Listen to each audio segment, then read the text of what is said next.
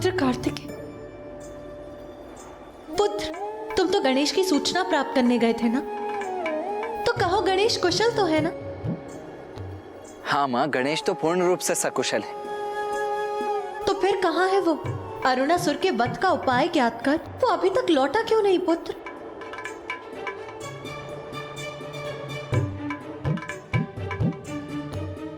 माँ, गणेश आने ही वाला है और उसने कहा है कि वो जैसे ही आएगा वैसे ही आपको अरुणासुर के वध का उपाय स्वतः ही ज्ञात हो जाएगा। स्वतः ही ज्ञात हो जाएगा? किंतु कैसे? अब ये कौन सी युक्ति है पुत्र गणेश की? पिताश्री, माँ को दिए वचन को पूर्ण करने में मेरी सहायता करने की कृपा कीजिए। पुत्र, जो तुम चाहते हो मेरा वो करना उचित नहीं। क्यों पिताश्री, क्यों उचित नहीं है? उसमें क्या हानि हो सकती है भला? आपने तो माता के लिए अनेकों रूप धारण किए हैं। आपने क्या कुछ नहीं किया उनके लिए? माँ के प्रत्येक शक्ति पीठ पर भैरव रूप में उनके साथ रहते हैं आप। माँ के ही निवेदन पर आपने योगी रूप को त्याग कर अपना मनोहर रूप धारण किया था। इसलिए पिताश्री, अब माता के भ्रमर अर्थात उन्हें भ्रामरी रूप धारण करवाने के लिए आपको ये नवीन रूप धारण करना ही होगा। मैं जो कह रहा हूँ उसमें क्यों संकोच कर रहे हैं आप पिताश्री? पुत्र, मैं ऐसा कर सकता तो अवश्य करता, किंतु मुझे संकोच इसलिए हो रहा है कि मुझे ऐसा करते देख अन्य सभी क्या सोचेंगे, और ब्रह्मदेव और नारायण,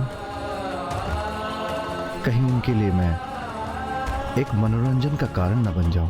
पिताश्री, किसी भी कार्य के प्रति नकारात्मक सोच को त्याग कर सकारात्मक सोच धारण करना चाहिए। यही सीख आपने सदा दी है मुझे, तो इस बार इतनी छोटी सी बात कैसे विचलित कर सकती है आपको? जगत कल्याण के लिए, सृष्टि के लिए और प्रत्येक जीव के सुख के लिए और स्वयं माँ के मुख पर मुस्कुराहट लाने के लिए इतना तो आप अवश्य ही कर सकते हैं पिताश्री।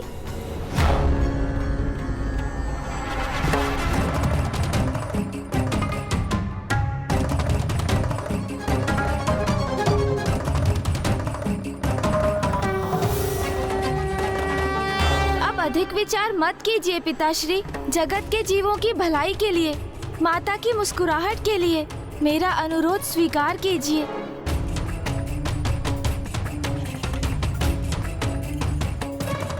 जगत के जीवों की भलाई के लिए, माता की मुस्कुराहट के लिए मेरा अनुरोध स्वीकार कीजिए।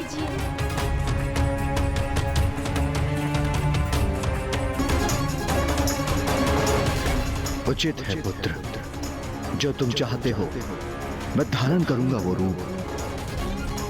फिर तुम मुझे उस रूप में स्वर्ग लोक ले जाओगे, जहां तुम्हारी माँ तुम्हारी प्रतीक्षा कर रही है।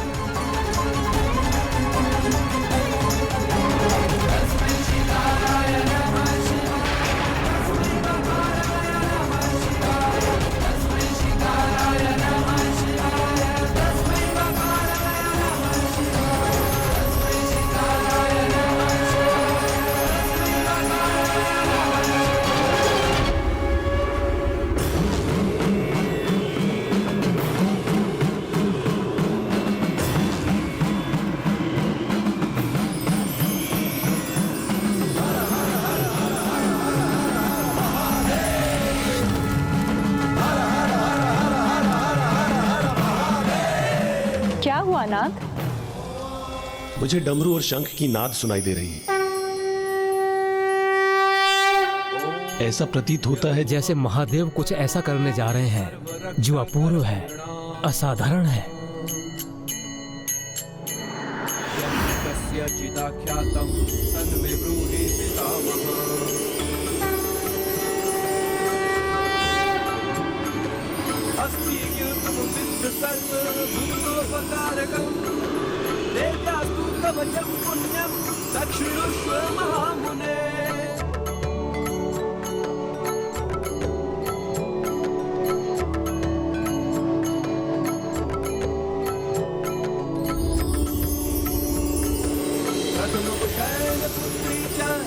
अद्भुत!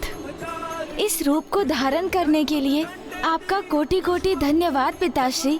मुझे आज्ञा दीजिए पिताश्री, ताकि मैं आपको इस सहस्त्रार कमल पुष्प के रूप में माँ के समक्ष लेकर जा सकूं।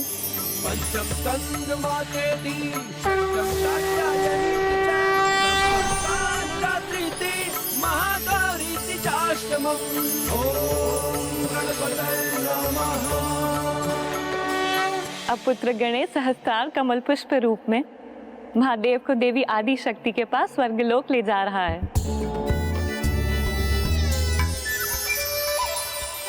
अपनी पत्नी के प्रति अपना प्रेम व्यक्त करने के लिए महादेव ने कमल पुष्प रूप धारण कर लिया है। और आप प्रभु, आपने तो कभी अपने भार्या के केसों में एक फूल तक भेंट नहीं किया।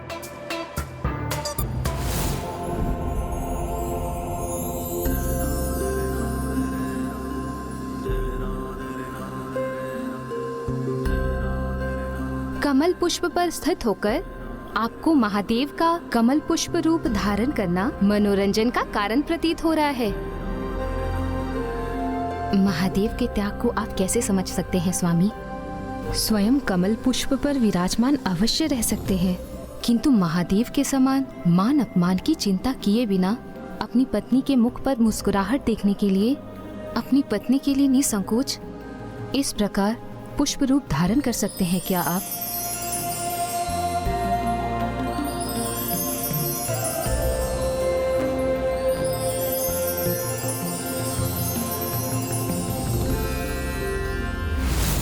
अधीर हो रही हूं मैं उस असुर का अंत करने के लिए, जिसका उपाय गणेश ही बता सकता है मुझे। किंतु कहाँ है पुत्र गणेश? वो अभी तक लौटा क्यों नहीं? माँ, गणेश को कुछ समय का अवकाश और दे दीजिए, वो बस आता ही होगा माँ।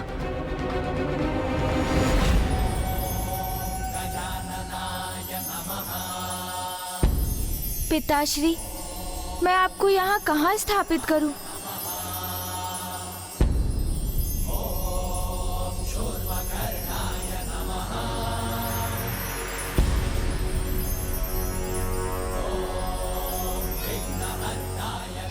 स्वामी, आप मुखदर्शक ही बने रहेंगे अथवा जाकर गणेश की सहायता भी करेंगे?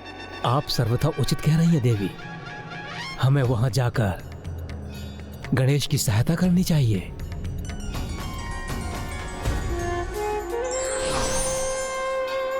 इस दिव्य कमल को यहाँ स्थापित करने के लिए कोई दिव्य स्थान ही नहीं है। चिंता न करो पुत्र गणेश, इस पुष्प के लिए उपयुक्त स्थान तुम्हें शीघ्र प्राप्त होगा।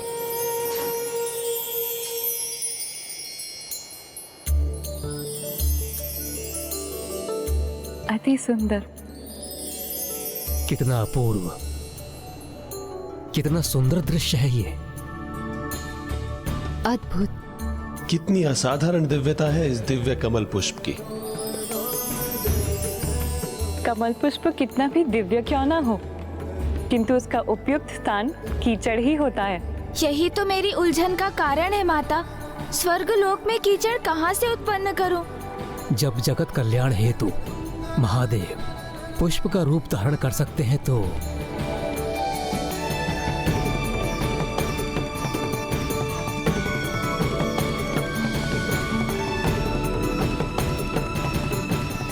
अवश्य।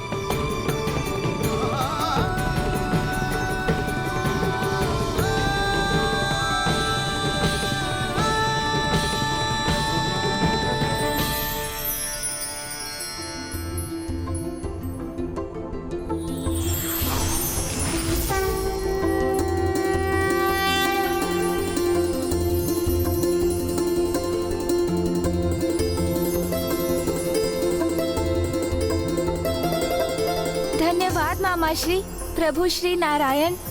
निर्मल जल सात्विकता का प्रतीक होता है, और जहाँ सात्विकता है ज्ञान का वास भी वहीं होता है।